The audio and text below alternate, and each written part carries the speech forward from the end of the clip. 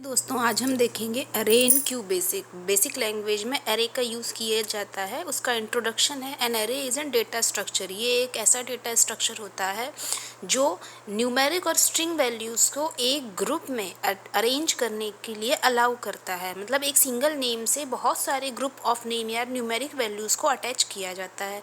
अरे 1 डायमेंशनल भी हो सकता है, 2 डायमेंशनल भी हो सकता है। दैट मीन्स ये टेबल के फॉर्म में या मैट्रिक्स के फॉर्म में, दोनों फॉर्म में इसको यूज़ किया जा सकता है।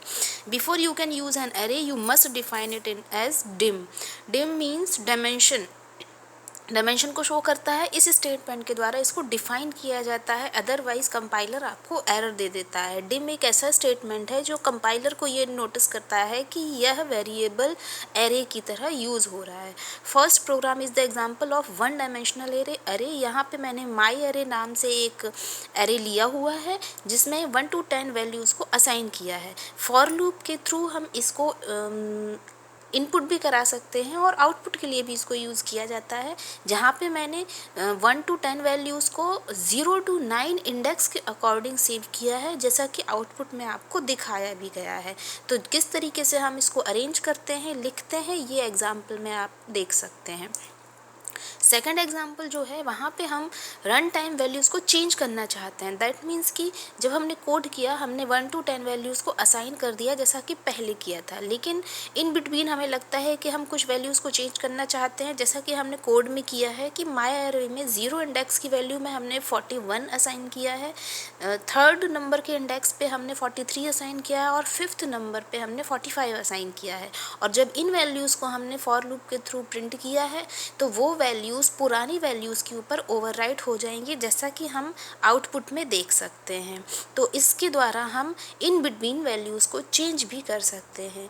एग्जाम्पल ऑफ 2 डायमेंशनल अरे यहाँ पे दिया हुआ है। यहाँ पे इसका इंडेक्स भी दिया है कि इसको लिखा कैसे जाता है, 2 by 2। जैसे कि वेरियस हमने लिया है, वैर्स करके एक अरे लिया है जो 2 by 2 का है। That means it is 2 dimension अरे। इनको दर्शाया कैसे जाता है, देखिए वेरिएबल का जो अरे है 0 0, दैट मीन्स 0 रो 0 कॉलम, जहाँ पे हमने 1 असाइन किया। 0 1 that means 0 row first column, जहाँ पे मैंने 2 असाइन किया है।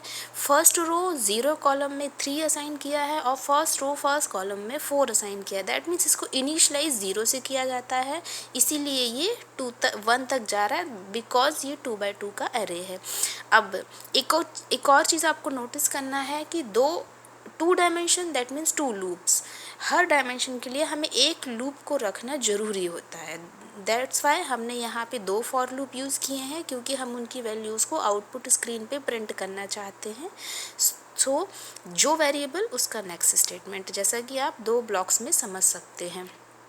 नेक्स्ट एग्जाम्पल हमारा है इनपुट कराना at run time. That means कि इनपुट स्टेटमेंट के द्वारा, जैसा कि मैंने पुराने वीडियो में आप देख सकते हैं कि मैंने इनपुट स्टेटमेंट का यूज़ करके वैल्यूज़ को इनपुट कराना भी आपको दिखाया है। तो यहाँ पे सेम मैंने किया है, 2 लूप यूज़ की हैं। फर्स्ट लूप में मैंने इनपुट स्टेटमेंट के द्वारा कस्टमर एरे जो है, जो इसकी साइज़ है 5, इसको हमने 0 से असाइन इनिशियलाइज़ किया है और इसकी एंड इनिशियल वैल्यू 0 है और एंडिंग वैल्यू 4 है। मतलब ये लूप 0 to 4 तक चलेगा।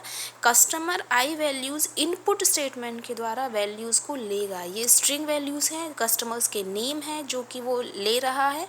और आउटपुट स्क्रीन पे जब आउटपुट वैल्यूज़ हम प्रिंट कराएंगे तो वहाँ पे हमने सेकंड फॉर लूप लिया है, जहाँ पे ऊपर एंटर की हुई वैल्यूज़ को प्रिंट किया है। तो यहाँ पे हम input statement and print statement का यूज़ समझ सकते हैं।